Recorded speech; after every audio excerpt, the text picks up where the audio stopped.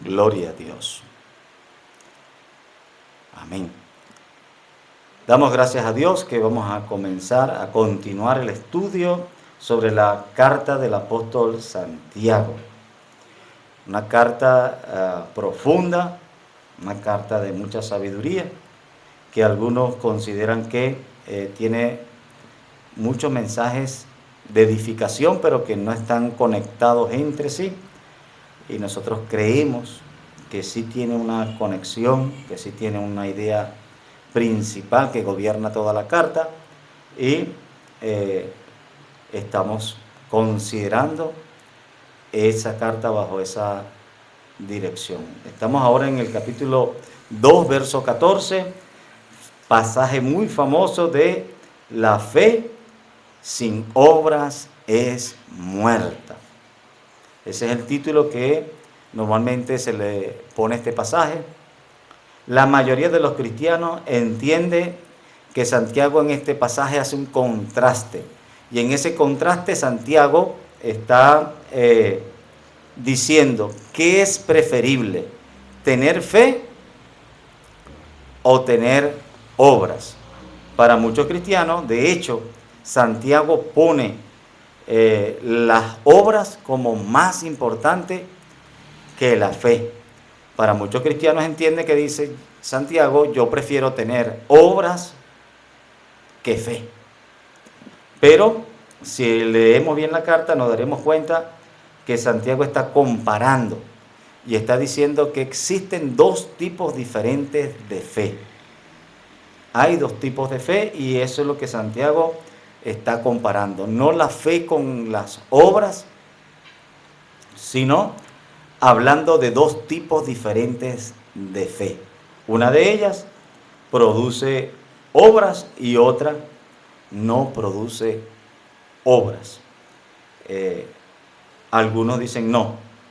Santiago está hablando de qué es preferible, si la fe o las obras, y Santiago se inclina por las obras. Santiago dice al final de cuentas las obras son más importantes que la misma fe. Un hermano me va a hacer el favor, vamos a leer el verso 14, Santiago capítulo 2, y vamos a comenzar con el primer verso, el verso 14. Amén. Amén, gloria a Dios. Santiago capítulo 2, verso 14, dice de la siguiente manera, en el nombre del Padre, del Hijo y el Espíritu Santo de Dios. Amén. Hermanos míos, ¿de qué aprovechará si alguno dice que tiene fe y no tiene obras? ¿Podrá la fe salvarle? Amén. Santiago comienza a hablar de una fe que no tiene obras. Y la pregunta de Santiago, porque la fe es un concepto muy amplio, incluso dice la Biblia que sin fe es imposible agradar a Dios. Hay varios conceptos de fe, hay varias aplicaciones para la fe. La fe necesaria para ver un milagro es la convicción de lo que se espera, es la certeza de lo que se espera, la convicción de lo que no se ve. Pero aquí Santiago está hablando de una fe muy particular, una fe específica. ¿De qué tipo de fe estará hablando Santiago? De la fe sin obra. Pero ¿a qué fe está él haciendo referencia? ¿Qué tipo de fe? ¿Fe que produce milagros? Una fe viva. La fe para producir milagros, la fe para producir salvación, la fe para producir una buena enseñanza. La sana doctrina también se le conoce como fe, nuestra fe. La fe a veces es sinónimo de doctrina. ¿De qué tipo de fe estará hablando Santiago? Porque se habla de la fe de Jesucristo, como que a veces nosotros nos mostramos con obras que profesamos esta fe, cualquiera duda que somos cristianos, Ok, una fe para producir milagros. para dar amor, para ayudar. Es la fe del fruto del Espíritu. La fe del fruto del Espíritu. Que viene a partir de cuando nosotros creemos en el Señor empieza a hacer nosotros, que nosotros comenzamos a hacer las obras Amén. Es la fe que es fruto del Espíritu. Esa fe particularmente es una fe salvífica, una fe salvadora. ¿Por qué? Porque él lo está diciendo en el capítulo, en el verso 14. ¿Cómo concluye Santiago la pregunta?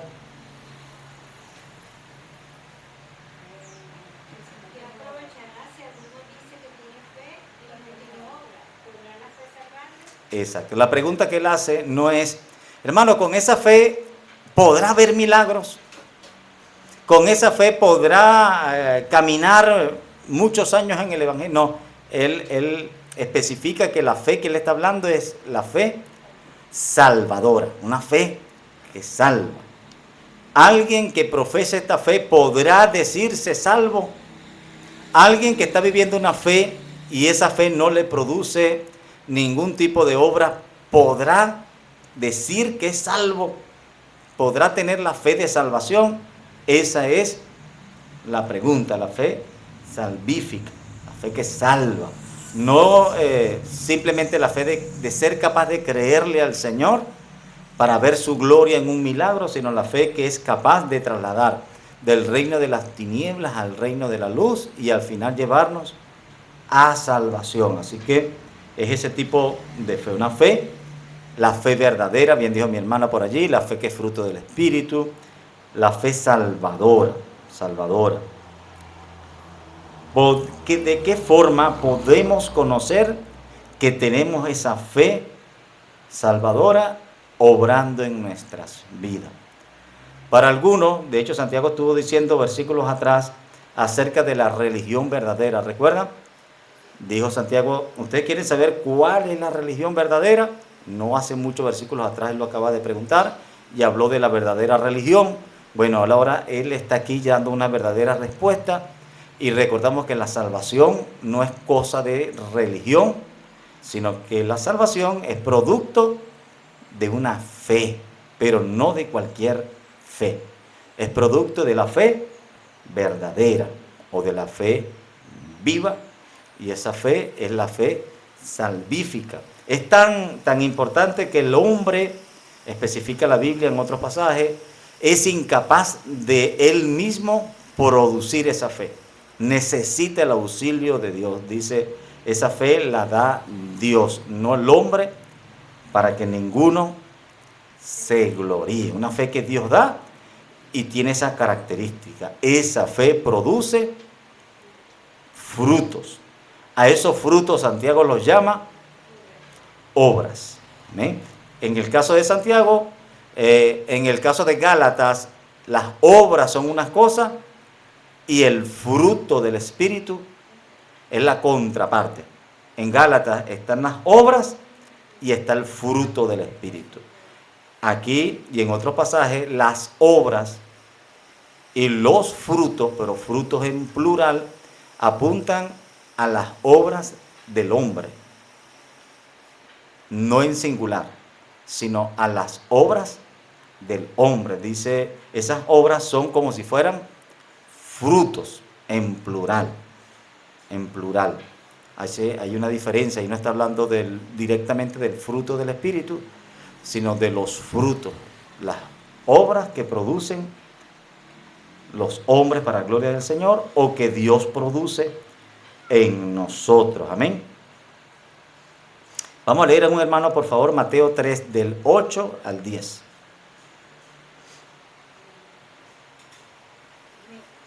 Amén, mi hermana Daisy. Dice la palabra del Señor en el nombre del Padre, del Hijo y del Espíritu Santo. Amén. Amén. Haced pues fruto digno de arrepentimiento, y no penséis decir dentro de vosotros mismos, a Abraham tenemos por padre. Porque yo os digo que Dios puede levantar hijos a Abraham aún de estas piedras. Y ya también el hacha está puesta a la raíz de los árboles. Por tanto, todo árbol que no da buen fruto es cortado y echado en el fuego. Amén. Amén. ¿Quién estaba diciendo estas palabras? No.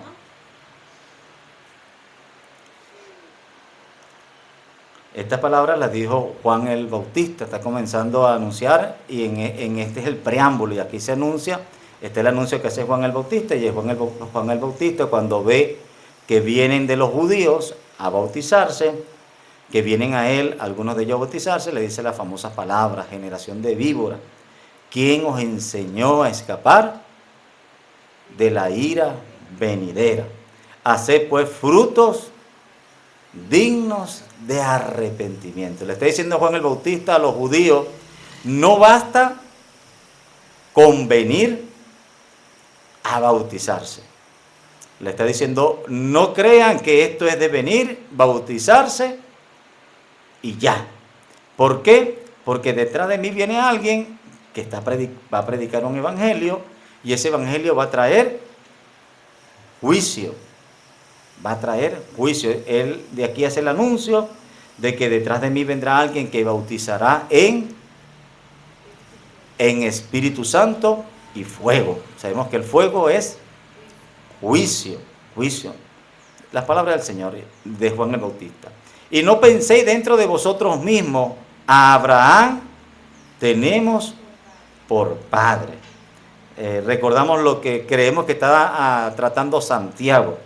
Santiago está tratando en contra de un pensamiento judío que era muy fuerte, estaba muy arraigado en la cultura judía. El judío decía que si alguien estaba económicamente bien, era porque estaba bien con Dios. Y si alguien estaba enfermo o estaba en pobreza, estaba mal con Dios. Esa idea de legalismo moral y creer que obligatoriamente la condición espiritual se reflejaba en la condición económica era un pensamiento que el judío tendía a tener muy arraigada. Y el Señor Jesucristo, Juan el Bautista, haciendo referencia, les dice a los judíos, no se crean que por ser hijos de Abraham, ya ustedes están bien. Esa no es garantía de salvación. Ustedes quieren estar firmes y estar seguros de su salvación. No vean quién es su antepasado, no vean de quién ustedes descienden. Ustedes quieren saber si en ustedes hay salvación. Vean que estén produciendo frutos, porque si están produciendo frutos, qué bueno, Dios está en ustedes. Pero si ustedes no producen fruto, ¿qué pasa?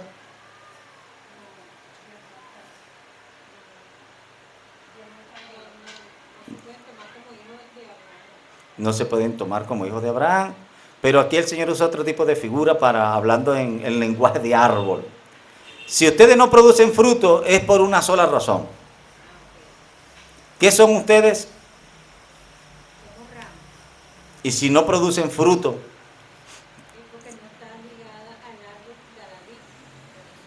no, aquí es la otra razón. Si ustedes no producen fruto es porque ustedes están secos. ¿Qué árbol se lanza para hacer leña? El seco, el muerto. Usted no toma un árbol verde que no tenga fruto y lo corta y lo hace leña. Porque si el árbol está verde, no sirve. El que sirve para leña es el que está muerto, seco. Y el Señor le dice, si ustedes no producen fruto, es que ustedes son un árbol seco, muerto. Por lo tanto, el hacha está a la raíz. Todo árbol que se le haya dado el tiempo suficiente y no haya producido fruto, simplemente asumimos que ese árbol está seco, está muerto, está listo para ser cortado y lanzado al fuego. Así que el Señor está diciendo, Juan el Bautista, está diciendo simbólicamente dos cosas. Hay dos tipos de árbol. Los que producen frutos y a esos se deja. y los árboles que están secos y muertos, que ya están listos para ser cortados. Y aquí la diferencia está en los frutos.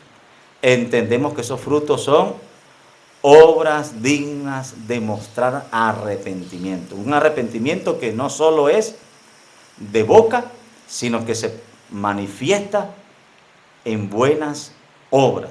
La Biblia dice buenas obras que Dios tiene preparadas de antemano para que nosotros andemos en ella. Entonces, podemos ver de alguna manera que el apóstol Santiago nos está ya hablando de ese tipo de obras producidas desde el Espíritu, obras producidas por personas arrepentidas.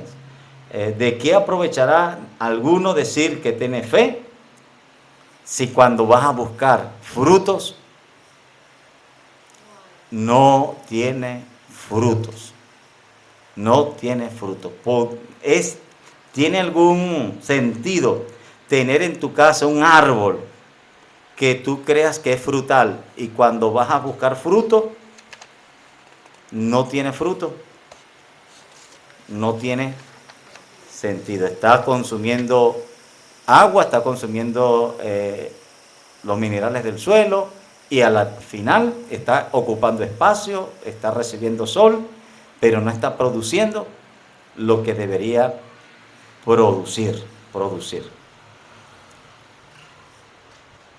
Vamos con el verso del 15 y 16.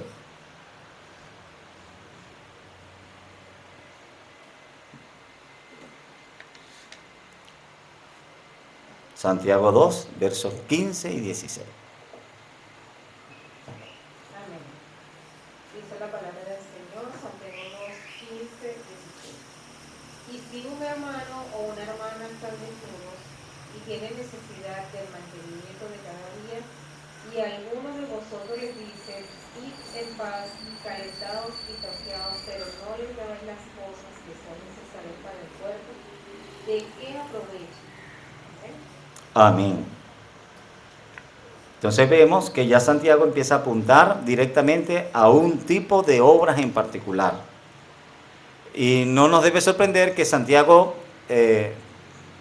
parece estar enfrascado en un tema, en el descuido que había en contra de los pobres y menesterosos. Santiago dice frutos, obras dignas de arrepentimiento, como por ejemplo que veas a un hermano carente de ropa, pasando frío y pasando necesidad, y te hagas el indiferente.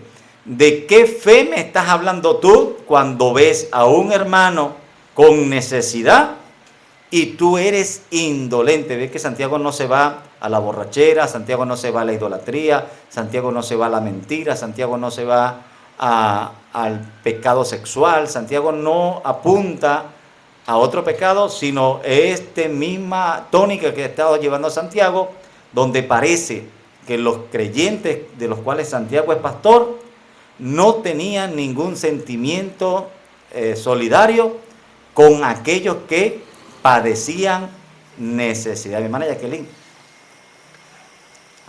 de los que padecían necesidad. Venga, hermano Natanael.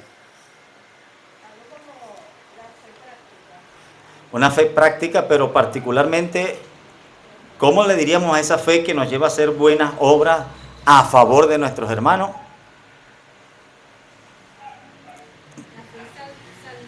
No, vamos a hacerlo así. ¿Qué característica del fruto del Espíritu nos llevaría a hacer buenas obras a favor de nuestros hermanos? El amor, la misericordia, la benignidad. Esa característica del fruto se debía ver en un cristiano verdadero. De hecho, el capítulo anterior termina diciendo: juicio sin misericordia se hará con aquel que hace juicio sin misericordia. Santiago les viene acusando de que ellos no estaban mostrando misericordia, que venía una persona en condiciones precarias y ellos, en vez de tender la mano y mostrarle amor, lo juzgaban, lo señalaban y mostraban parcialidad en contra, al punto de decirle, siéntate por aquí abajo donde no te vean mucho, porque da vergüenza verte entre nosotros. A ese nivel se estaban mostrando los creyentes a quien Santiago le está escribiendo. Nosotros creemos que estos creyentes tienen mucha similitud con un grupo de religiosos judíos que en la Biblia están bastante claros. Con ese grupo religioso judío que en la Biblia le gustaba los primeros asientos, le gustaba hacer sonar trompeta cuando daban ofrenda, le gustaba ir a las casas de las viudas, no apoyar a las viudas ni a los huérfanos, sino a devorarse las casas de las viudas. Y nos parece mucha similitud entre los creyentes que está denunciando a Santiago para que la iglesia no los siga como buenos maestros, como ejemplos a seguir, sino que la iglesia sepa diferenciar entre la fe de estos maestros y la fe cristiana. Estos maestros tenían una fe que no mostraban fruto a favor del necesitado.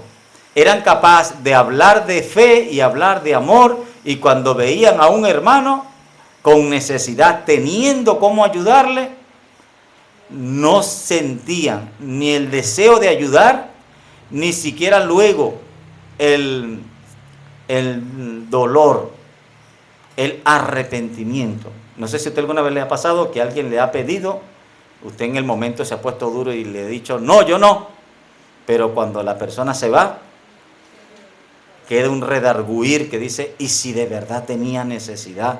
Y yo por ser duro, yo por no quererme dejar aprovechar de cualquiera, le dije que no, y de repente Dios quería que sí. ¿A alguno le ha pasado? Ellos no. Ellos decían que no y se sentían totalmente seguros de que si esa persona estaba pasando necesidad, bien merecido lo tenía, porque Dios bendice al santo y al pecador lo castiga, y lo castiga entre otras cosas con necesidad. Esa era la creencia que tenían los judíos, y al parecer era la creencia que Santiago está tratando de denunciar para que no se sigan practicando. Hay un pasaje, y lo hemos leído muchas veces, es amplio, lo vamos a leer, pero le invito a que le prestemos un poquito de atención. Lucas 10:25. Y el pasaje es un poco largo, que es hasta el 37. Quien me pueda hacer el favor de leer toda la parábola o todo el pasaje. Gloria a Dios. Buenas tardes, mis hermanas, Señor nos bendiga. Lucas 10:25 hasta el 37. Amén. Gloria a Dios. Dice así la palabra del Señor. Y he aquí un intérprete de la ley se levantó y dijo, para probarle, Maestro, ¿haciendo qué cosa heredaré la vida eterna? Él le dijo, ¿qué está escrito en la ley? ¿Cómo lees? Aquel respondió y dijo, amarás al Señor tu Dios con todo tu corazón y con toda tu alma y con todas tus fuerzas y con toda tu mente, y a tu prójimo como a ti mismo. Y le dijo, bien has respondido, haz esto y vivirás. Pero él, queriendo justificarse a sí mismo, dijo a Jesús, ¿y quién es mi prójimo? Respondiendo Jesús dijo, un hombre descendía de Jerusalén a Jericó y cayó en manos de ladrones, los cuales le despojaron e hiriéndole se fueron, dejándole medio muerto. Aconteció que descendió un sacerdote por aquel camino y viéndole pasó de largo. Asimismo, un levita, llegando cerca de aquel lugar y viéndole, pasó de largo. Pero un samaritano que iba de camino, vino cerca de él y viéndole, fue movido a misericordia y acercándose, vendó sus heridas, echándoles aceite y vino, y poniéndole en su cabalgadura, lo llevó al mesón y cuidó de él. Otro día, al partir, sacó 2 denarios y los dio al mesonero y le dijo, cuídamele, y todo lo que gastes de más, yo te lo pagaré cuando regrese. ¿Quién pues de estos tres te parece que fue el prójimo del que cayó en manos de los ladrones? Él dijo, el que usó de misericordia con él. Entonces Jesús le dijo, ve y haz tú lo mismo. Amén. Una parábola ampliamente conocida. ¿Cómo se llama? El buen samaritano. El buen samaritano. ¿Quién le puso ese nombre? ¿Cómo llamó el Señor a este personaje? ¿Ah? Un samaritano. Pero cuando alguien la tituló el buen samaritano. ¿Por qué la necesidad de marcarlo como el buen samaritano?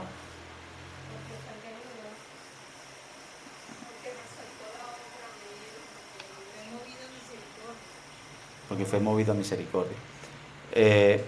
Normalmente para el judío el samaritano era sinónimo de maldad. Para el judío un samaritano era alguien malo. Cuando él quería hablar de alguien malo, ese es un samaritano. Cuando querían ofender al Señor, le decían, es que tú eres un samaritano. Era una ofensa. Para ellos el samaritano era una persona inferior y mala, una persona de segunda.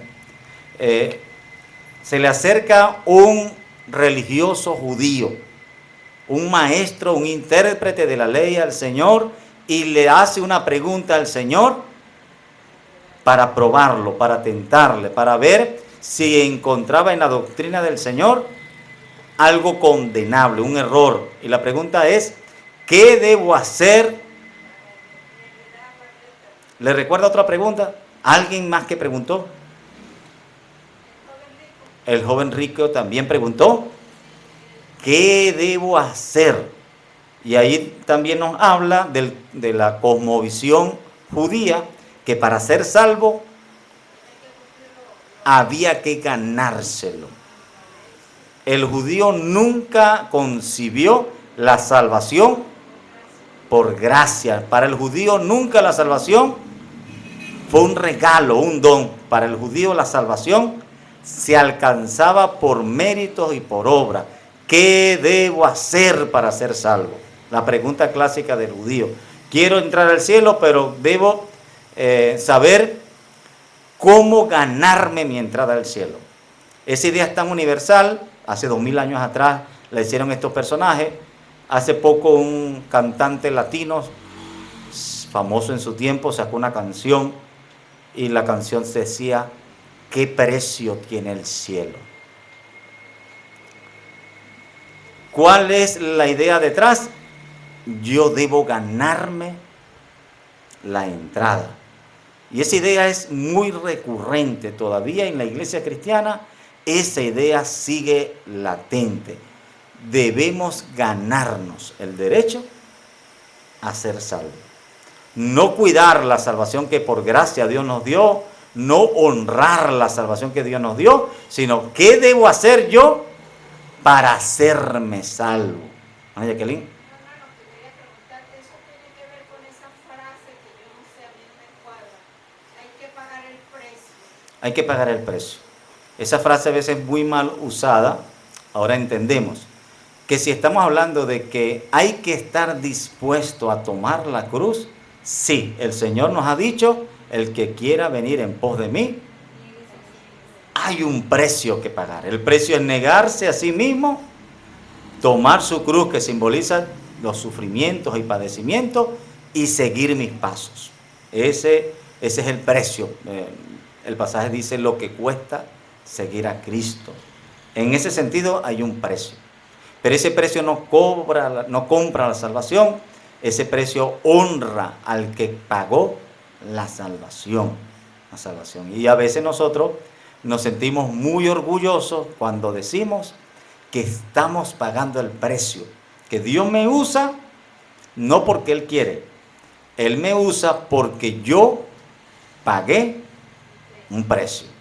Cuando se expresa de esa manera, lamentablemente se deja la gracia del Señor a un lado. Y es la soberbia y es el orgullo el que termina expresándose.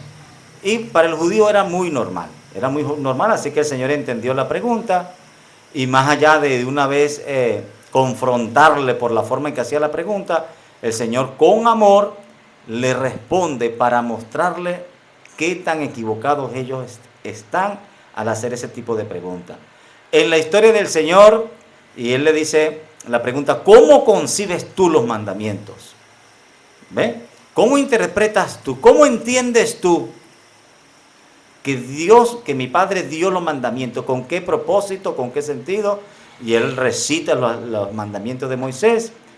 Y entonces Él le responde contando una historia, una parábola. En esa parábola hay por lo menos 4 personajes, pero contamos con algunos. Y el primero de ellos es un sacerdote. ¿Usted sabe qué era para el judío un sacerdote?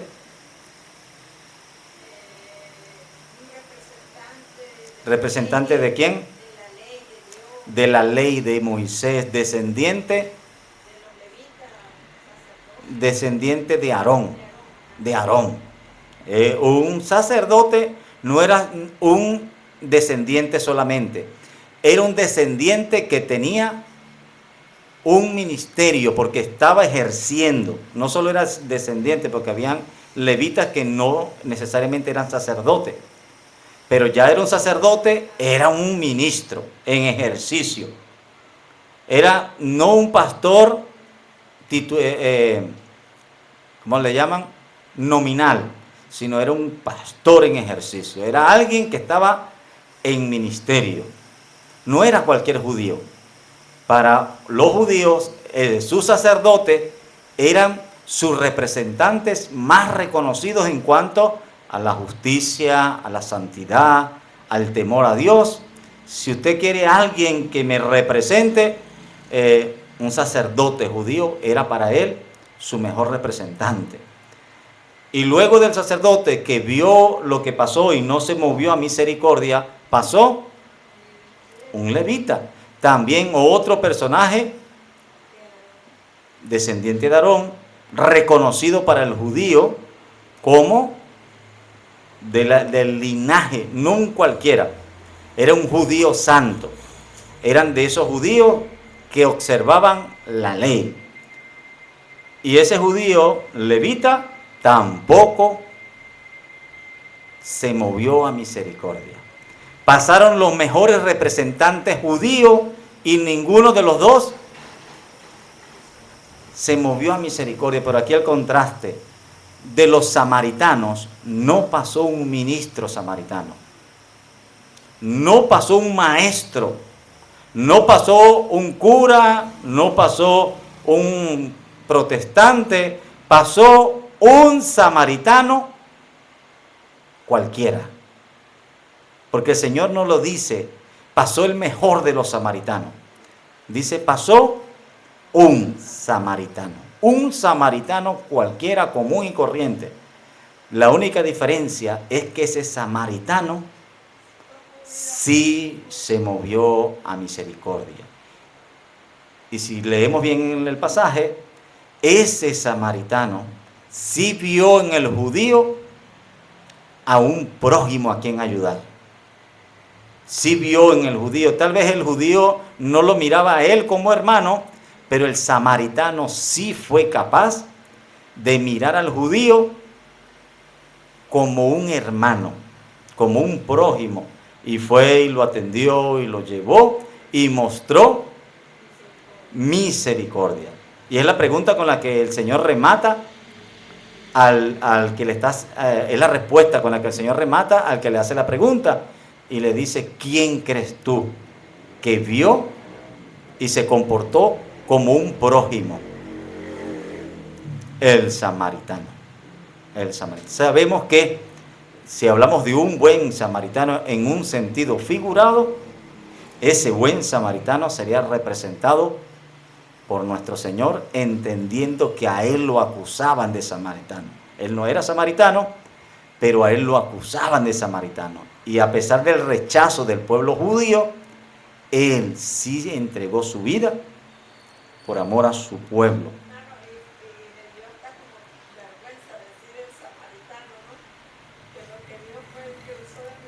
¿Quién fue? Y el Señor lo humilló diciendo, ¿quién fue? Responde tú.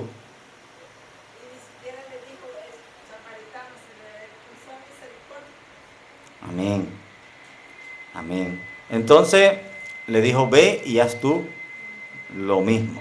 Lo mismo. Vemos que el Señor le inquietaba al judío a vivir una fe viva que producía frutos, obras dignas de arrepentimiento. Desde el mismo comienzo del anuncio de Juan el Bautista, el pueblo judío era inquietado a producir frutos dignos de arrepentimiento. Ya basta de escudarte que eres hijo de Abraham, Isaac y Jacob. Ya basta de escudarte de que recibiste la ley, de que eres luz para el mundo. Ya basta de simplemente decir que profesa fe, pero no mostrar amor, ir y aprender lo que significa misericordia quiero y no sacrificio. Esa inquietud constante es la que el Señor muestra en el mensaje al pueblo judío. Al pueblo judío. Acabamos de leer al 16, vamos a leer del 17 al 20, que es lo que vamos a estudiar el día de hoy.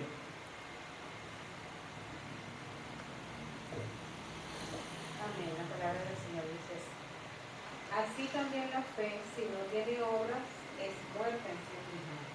Pero alguno dirá, tú tienes fe y yo tengo obras.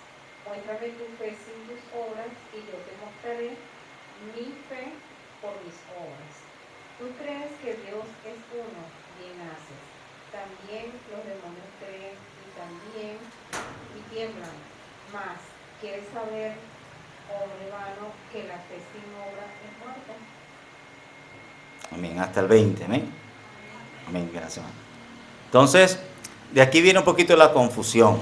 Muchos al leer esto decimos, Santiago compara fe con obras. Y al final incluso Santiago dice, al final, son más importantes las obras. Muchos de aquí dicen, hermano, lea Santiago.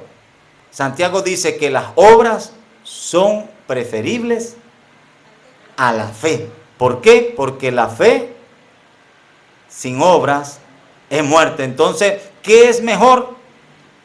Hacer obras. Haga obras, hermano, porque las obras son más importantes que la fe. Pero si leemos bien a Santiago, no está diciendo eso Santiago. Santiago está comparando dos tipos diferentes de fe. Santiago está mostrando, y Santiago no tiene los ojos puestos en ningún momento sobre las obras. Santiago en ningún momento dice qué es preferible, la fe o las obras. No. Santiago dice hay dos tipos de fe. Y las obras me sirven para diferenciar una fe falsa a una fe verdadera. Por eso Santiago no dice, bueno, quédate con tu fe, que yo me quedo con mis obras. Así leen algunos hoy en día. Santiago dice, no, muéstrame tu fe sin obras, que yo te mostraré mi fe por las obras. En los dos casos el punto es la fe. En ningún caso el punto son las obras por sí mismas. Las obras por sí mismas. Santiago está diciendo no. Lo que pasa es que la fe verdadera, la fe salvífica, recordamos que estos personajes han estado preguntando qué debo hacer para ser salvo. La fe salvadora tiene una característica. La fe salvadora produce obras. No hay una fe verdadera que no produzca obras.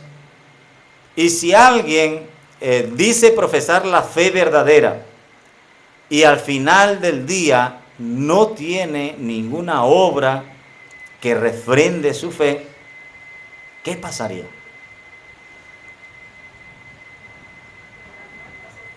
Vamos a leer, hermano, Mateo 13, 24. Del 24, otra parábola completa, hasta el 30, del 24 al 30.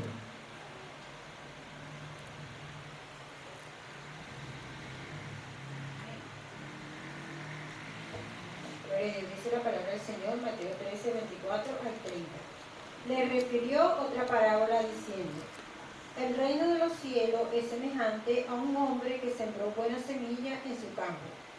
Pero mientras dormían los hombres, vino su enemigo y sembró cizaña entre el trigo, y se fue. Y cuando salió la hierba y dio fruto, entonces apareció también la cizaña. Vinieron entonces los siervos del padre de familia y le dijeron: Señor, ¿no sembraste buena semilla en tu campo? ¿De dónde pues viene cizaña? ¿De dónde pues tiene cizaña? Él le dijo: un enemigo ha hecho esto. Y los siervos le dijeron: ¿quieres pues que vayamos y la arranquemos?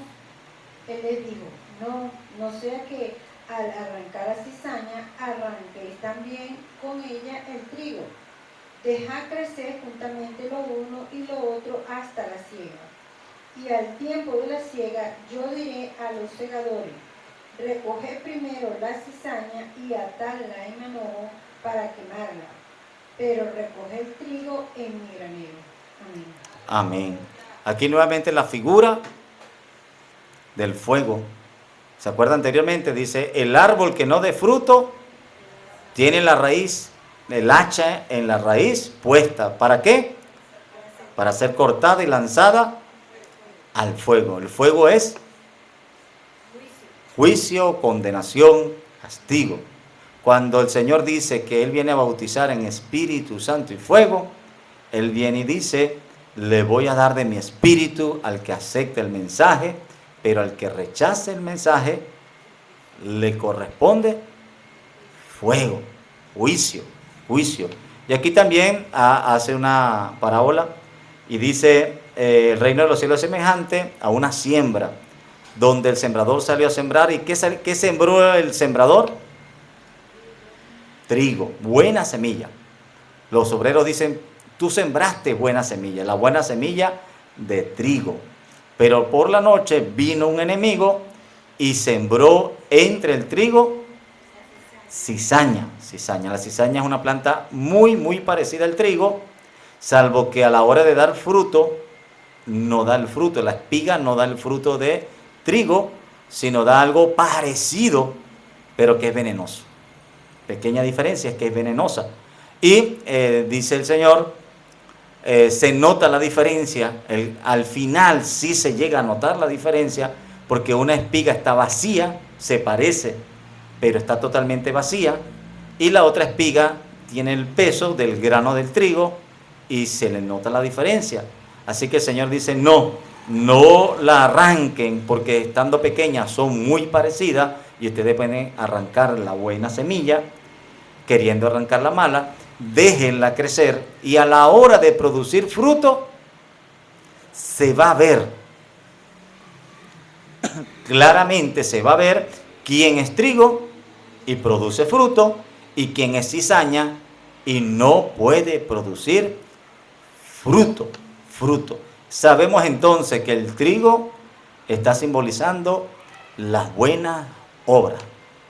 Sabemos entonces que aquí el trigo nos está hablando de la buena obra que el creyente hace para la gloria del Señor. ¿Y por qué Él la hace?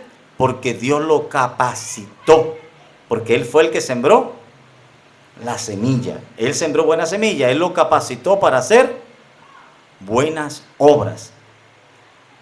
En ese caso, aquí el fruto se puede entender como las obras. Sí, el fruto, el trigo.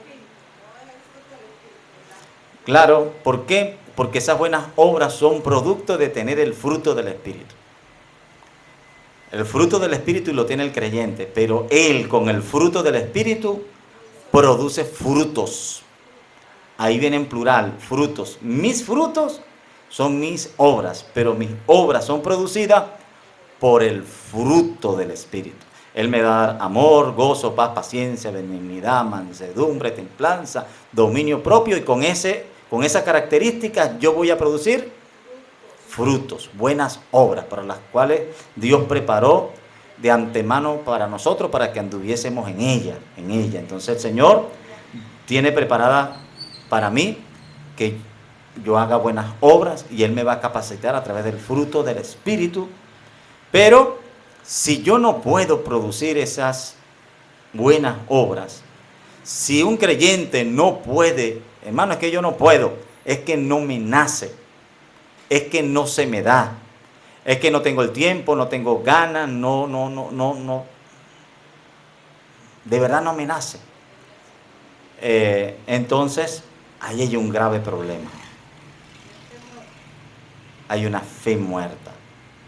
Véase que Santiago, y muchos estaríamos entendiendo esto. ¿Qué está haciendo Santiago?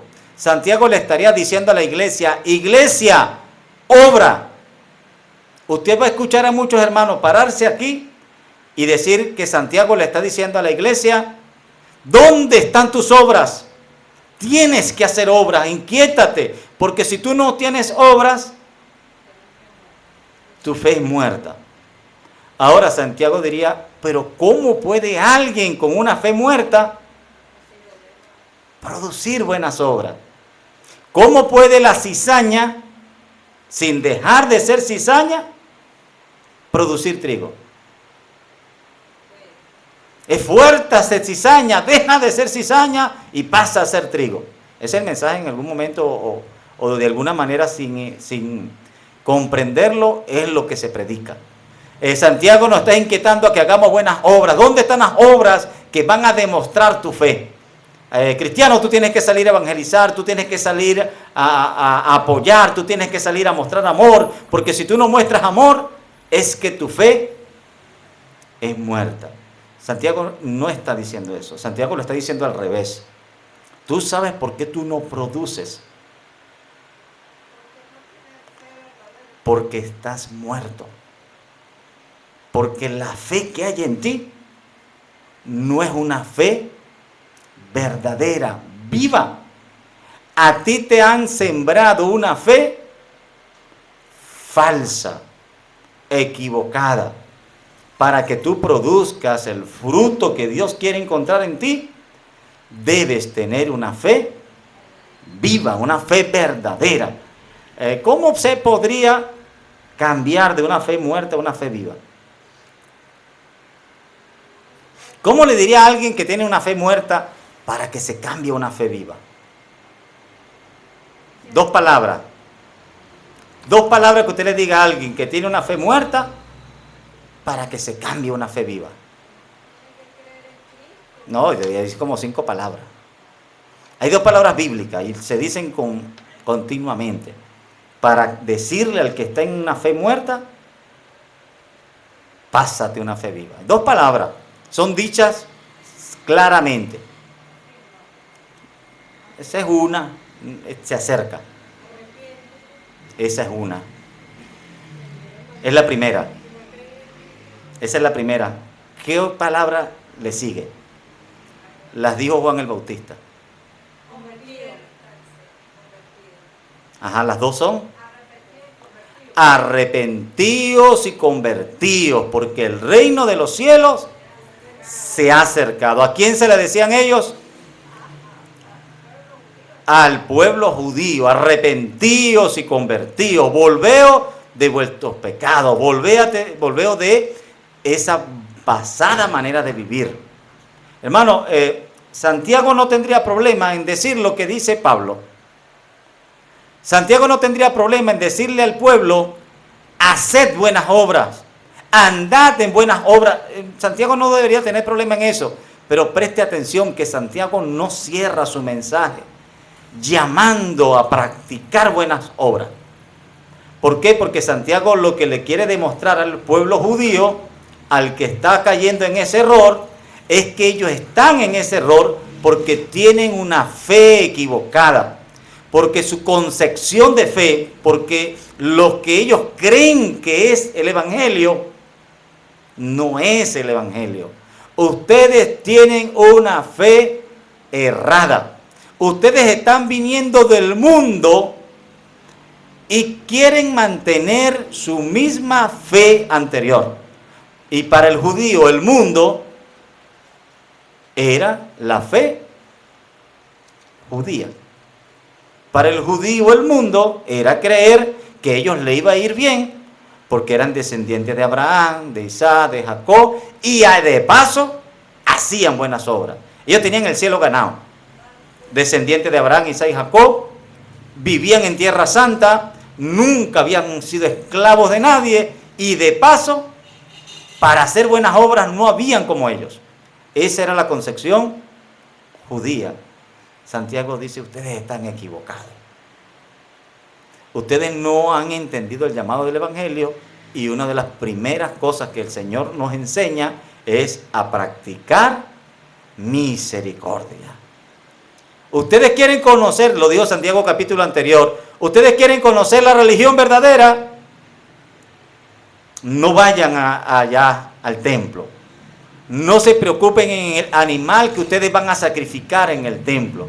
Ustedes quieren conocer cuál es la religión verdadera.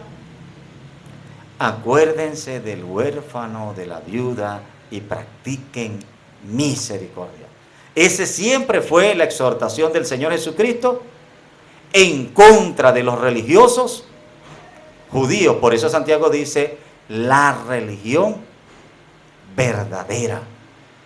Santiago está contrarrestando la misma religión, los mismos errores doctrinales que combatió nuestro Señor Jesucristo. Santiago no está combatiendo los gnósticos, no tiene una idea, no está combatiendo con un nuevo evangelio distorsionado. Santiago sigue combatiendo con las ideas judías de la época, con la concepción de que me debe ir bien porque yo, al final de cuentas, soy bueno. Vamos a leer Mateo 7 del 15 al 18, al 20. Mateo 7 del 15 al 20. Gloria a Dios. Dice así la palabra del Señor. Guardaos de los falsos profetas, que vienen a vosotros con vestidos de ovejas, pero por dentro son lobos rapaces. Por sus frutos los conoceréis. ¿Acaso se recogen uvas de los espinos o higos de los abrojos? Así todo buen árbol da buenos frutos, pero el árbol malo da frutos malos. No puede el buen árbol dar malos frutos, ni el árbol malo dar frutos buenos. Todo árbol que no da buen fruto es cortado y echado en el fuego. Así que por sus frutos los conoceréis. Amén. Amén. ¿Qué les dijo el Señor? ¿Quieren conocer y diferenciar entre un buen maestro y un mal maestro? ¿Ah? Por los frutos. Le estaría el Señor diciendo al maestro, si tú quieres ser un buen maestro, tienes que hacer buenas obras. Algún maestro judío podría entender que el Señor le está diciendo, para que tú seas un buen maestro, haz buenas obras. ¿Podría entenderse eso de lo que el Señor está advirtiendo? No, porque el Señor es claro y dice, podrían un árbol diferente, podríamos la vid dar higo, podemos pedirle peras al olmo. No. Para que un mal maestro produzca buen fruto, tiene que dejar de ser un mal maestro. Entonces tiene que salir del error y convertirse a la verdad. ¿Podría un lobo dar fruto de oveja? ¿Podría un lobo comportarse realmente como una oveja? ¿Cómo? Podría disfrazarse por un tiempo, ¿verdad? Y parecer. De hecho, él dice, cuidado de los falsos maestros, porque ellos vienen con apariencia, con disfraz. Ellos vienen como un árbol cargado de fruto, pero cuando tú vas a buscar el fruto, parecen naranjas y son grapefruit, son limones. Parecen dulcitos, pero algunos han comido un mango de esos que tienen trementina.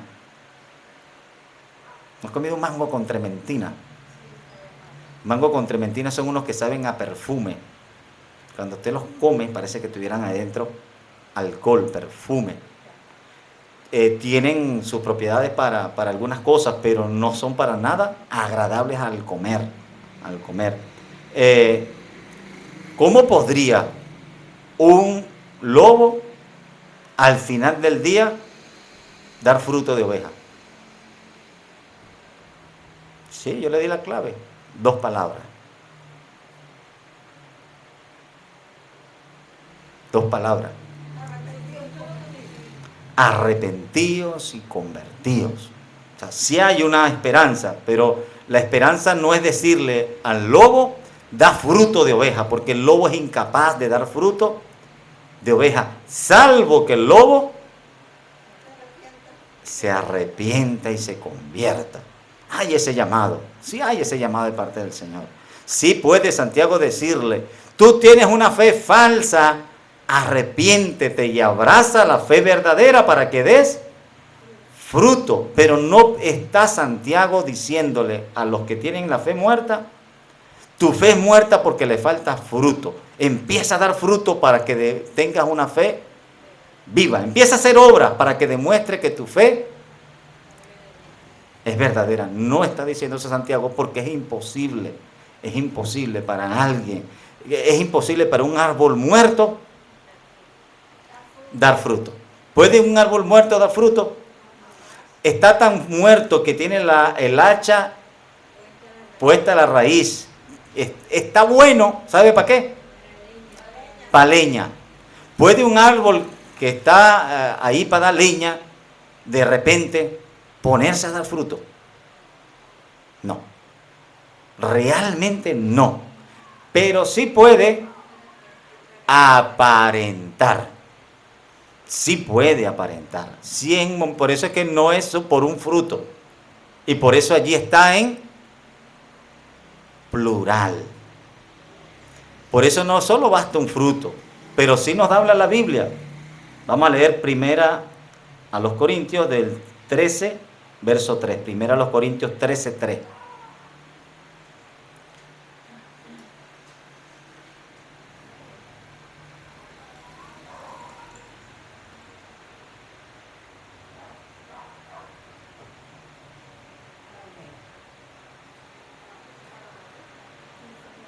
¿Se apagó? Amén. Primera de Corintios 13, 3. Y si repartiese todos mis bienes para dar de comer a los pobres, y si entregase mi cuerpo para ser quemado, y no tengo amor, de nada me sirve. Amén. Amén. Así que, ¿por qué se hago este hincapié? Porque puede que alguien malinterprete el mensaje de Santiago y diga, el Señor me está llamando, no importa mi fe, no importa mis errores, el Señor lo que le importa son las obras. Dicho, hay quien lo predica así. Hay quien lo predica así.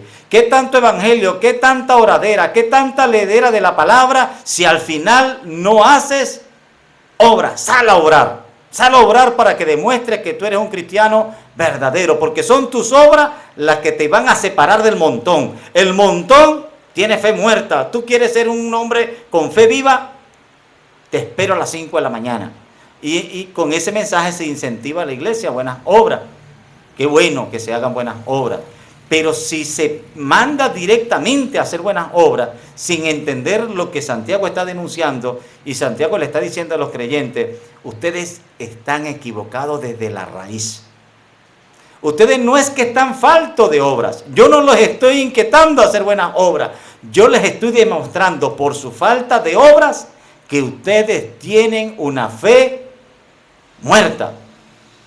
¿Cuál mala obra? Él lo acaba de mencionar. Le voy a mencionar una. Ustedes ven venir un hermano sin vestido, hambriento, y yo sé que ustedes tienen cómo ayudarlo, pero se dan media vuelta y lo dejan ir con la misma necesidad con que se vino, y yo no le veo en ustedes ninguna inquietud. Me van a decir que en su corazón está el Espíritu Santo y está el amor de Dios cuando yo veo cómo ustedes tratan a los pobres que pasan por esa puerta. Cuando yo veo cómo ustedes tratan a su hermano que está en situaciones precarias, al huérfano, a la viuda, me van a decir que ustedes tienen el amor de Dios y el Espíritu Santo, que el fruto del Espíritu Santo está en ustedes. Ustedes no están faltos de buenas obras. Ustedes tienen una fe muerta. Ustedes no han entendido el llamado del Evangelio. Ustedes no se han arrepentido y convertido. Ustedes se han hecho miembros de la iglesia, están cantando aleluya, gloria a Dios con nosotros, pero ustedes no han nacido de nuevo. Salieron de nosotros porque no eran de nosotros. Porque si hubieran sido de nosotros, todavía estuvieran con nosotros. Es en algún momento el argumento que se da. ¿Y qué está diciendo aquí? Estamos viendo en Corintios, que si yo llamo a practicar buenas obras, incluso puede, aunque la Biblia dice que no pueden las uvas, no se pueden recoger uvas de los espinos, pero sí nos da testimonio en la Biblia que si yo forzo a alguien a hacer buenas obras, en apariencia la pueden hacer. Dice el apóstol Pablo en Corintios, si alguien saliera a vender todo lo que tiene y dárselo a los pobres, pero no nace de su corazón convertido, lo que está haciendo no tiene valor. Puedes salir a vender tu heredad y traer una buena parte y darla a los pobres, pero ¿vas a agradarle al Señor? Pregúntele a Ananías y Zafira. Entonces las buenas obras, si no nace de un corazón convertido, realmente a Dios no le agradan, no le convencen. Terminan por confundir más al que está en el error. Porque él va a creer que ese es un verdadero fruto. Eso no es un fruto. Eso es un disfraz, un simil, una apariencia. Mi hermana Jacqueline.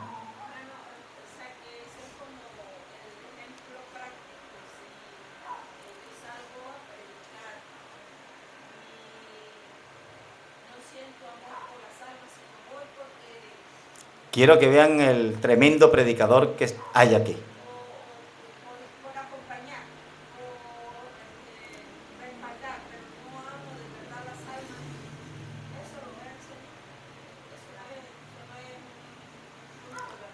A ver, si yo no siento ese amor tan que me mueve, no es condenable. De hecho, algunos, dice la Biblia, comienzan en la carne y luego terminan en el espíritu. Hay alguien que puede comenzar, Señor, yo voy a comenzar.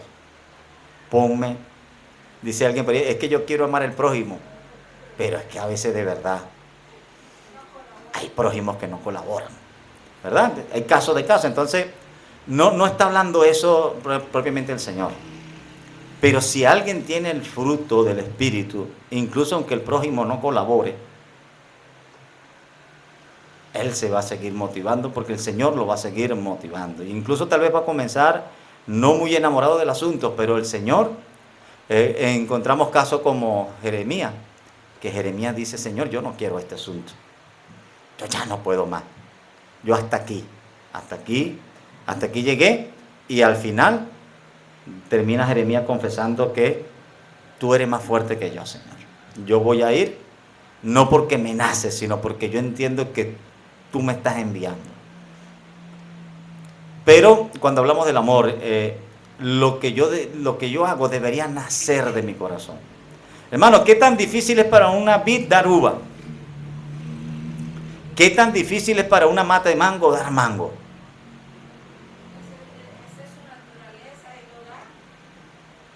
Usted se pararía frente a una mata de mango a aplaudirle por la cantidad de mangos que dio. Depende, hay unas que provocan, ¿verdad? Dulcitos, grandotes. Pero la mata las da naturalmente. Es que ella dice que yo no sé hacer más nada. Es que a mí me hicieron para eso. ¿Qué está diciendo Santiago? Nosotros fuimos llamados por el Señor, convertidos por el Señor. Se nos sembró una semilla para que produjéramos trigo. Se nos hizo vid. Se nos unió la vid como pámpanos para que nosotros produjéramos uva. Nosotros somos llamados a producir naturalmente conectados a la vid. Deberíamos producir uva.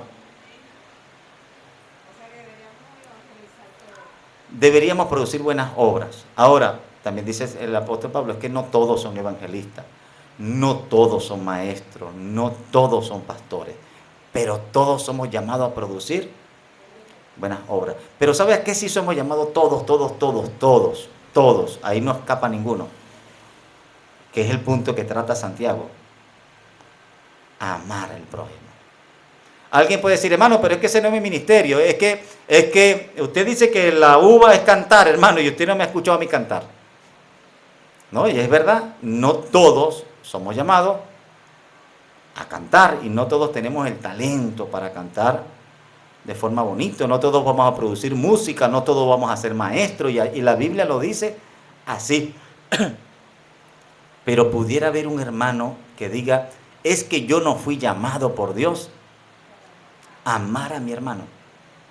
No, la Biblia es clara en el asunto, y no solo es Santiago, sino que también es Juan, que dice, si alguien dice amar a Dios y no ama a su hermano, el tal es un mentiroso. O sea, esto es algo, ya no es un ministerio que puede ser diverso, sino es un llamado universal, es un mandamiento universal.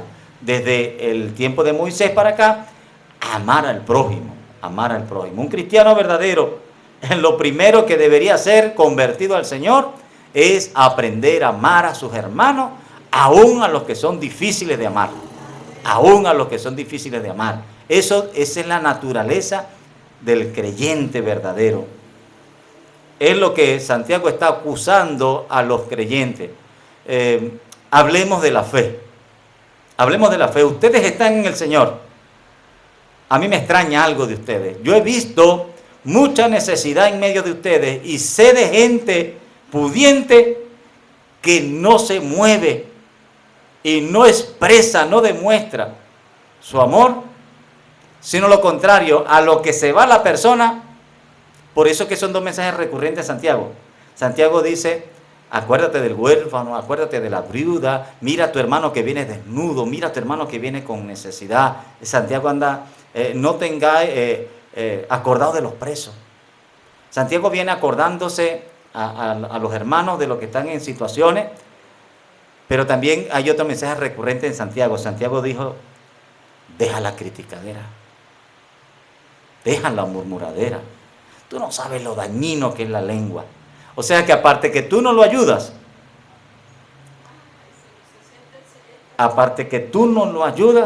tú lo escarneces. Tú lo escarneces. Esas características estaban allí, era muy dada a la cultura judía, y Santiago está condenando esa práctica. ¿Quiénes hacían esto? Los que no estaban en una fe verdadera. Santiago dice, no, el problema no es pequeño. El problema no es pequeño. El problema demuestra que ustedes no han nacido de nuevo. Su fe está muerta. No está acusando Santiago una falta de obra. No, por eso Santiago no les dice, muchachos, empiecen a orar. Dice Santiago, a ver, muéstrame tu fe. Muéstramela. Es un reto, ¿verdad? Sin tus obras. Y yo te voy a mostrar mi fe por mis obras. ¿Cuál es la diferencia? Tú tienes una fe muerta porque no tiene obras, y no hay manera que la fe verdadera sea estéril, porque Dios no sembró semilla estéril. Él pudo sembrar vid, Él pudo sembrar higo, Él pudo sembrar trigo, Él pudo sembrar olivo, pero Él no sembró ninguna mata estéril. Todas dan fruto, y va su fruto a su tiempo. Si no da fruto, esa no la sembró el Padre. Y si es una frutal que no da fruto, es porque está muerta. O la semilla no es la que sembró mi padre, o ese árbol está muerto. Y si está muerto, está bueno para leña. Está bueno para leña. Hay que cortarlo y echarlo fuera. Amén. Ahora Santiago más adelante nos va a seguir hablando de cómo desde el pasado, no es algo nuevo, cómo desde la antigüedad todo creyente verdadero producía obras, daba fruto.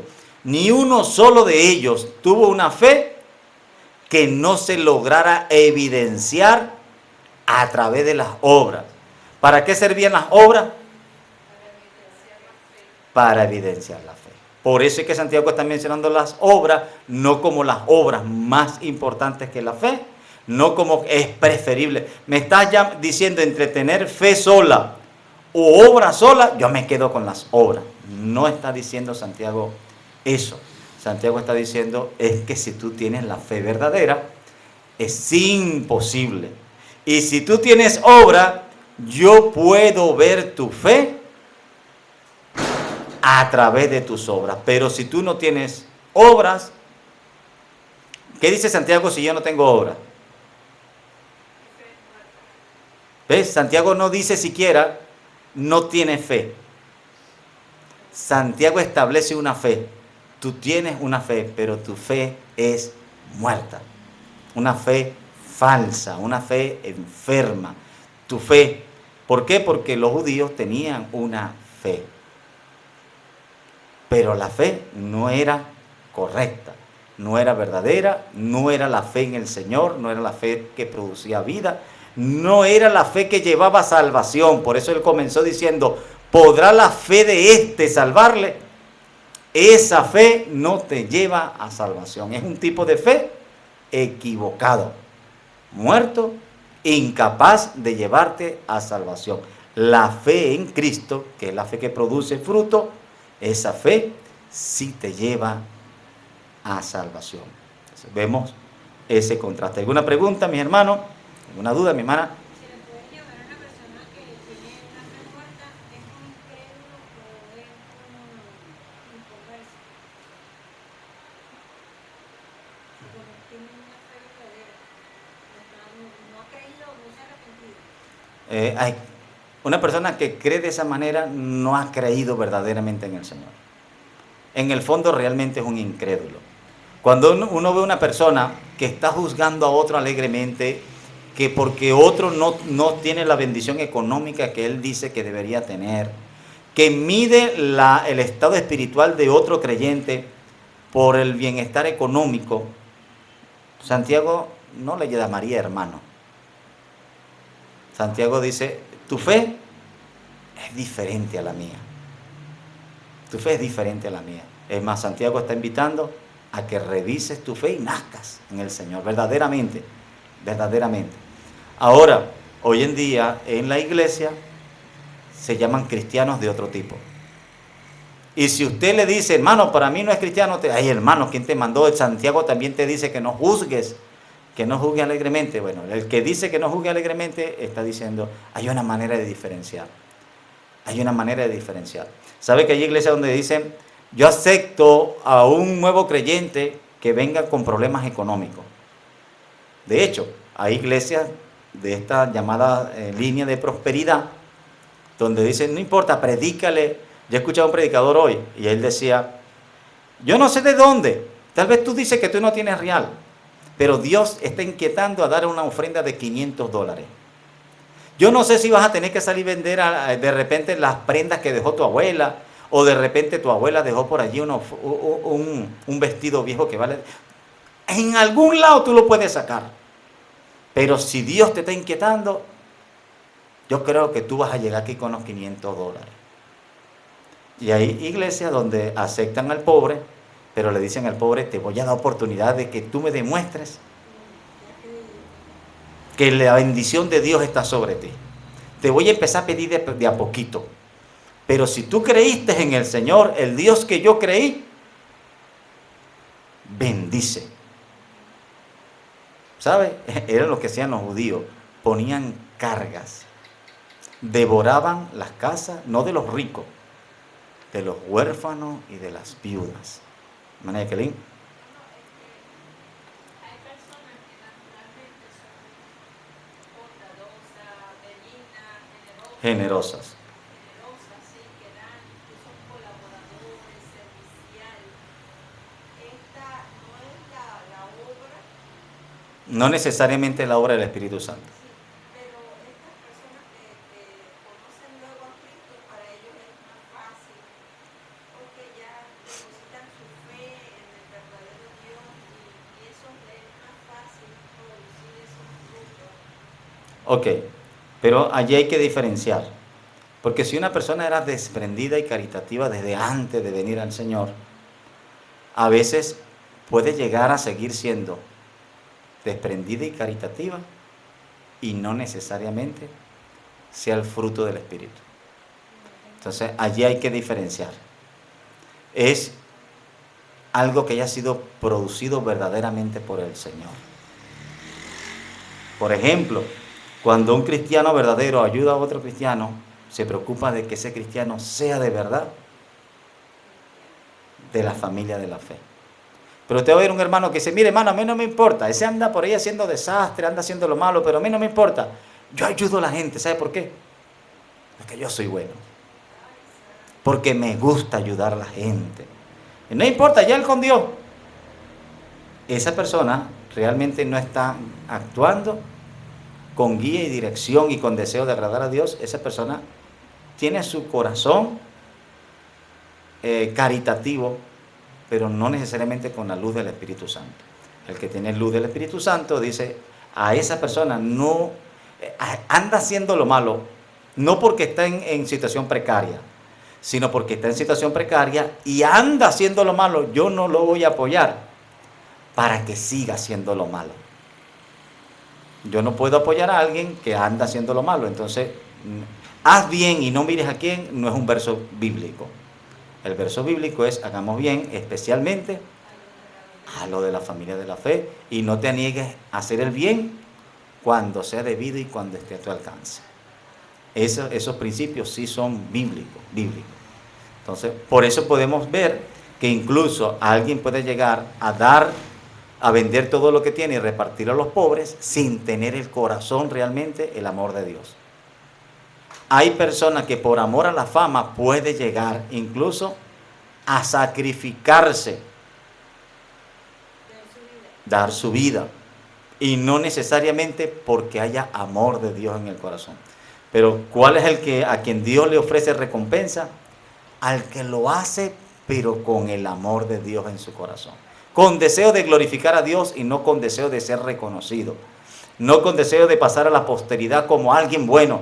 Ahorita la mayoría de los millonarios, cuando llegan a un punto de riqueza, ellos dicen, ok, ya alcancé fama, ya alcancé reconocimiento, si yo no ayudo a nadie, voy a pasar como alguien malo, perverso, de mal corazón. Yo estoy obligado a darle a la sociedad algo. Y hay hombres muy tacaños que han sido enseñados por las malas a que tienen que darle.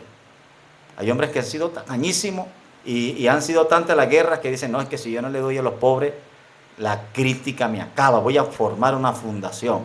Aparte que esa fundación tiene un beneficio, cuando una persona produce mucho dinero, le toca pagar mucho impuesto, el Estado dice, mira, de los 10 millones de dólares que me tienes que dar anual, tú puedes dedicar 3, 4 millones a buenas obras y deducirlo de los impuestos. Al final, igual vas a pagar lo mismo, pero vas a quedar delante de la gente como alguien caritativo.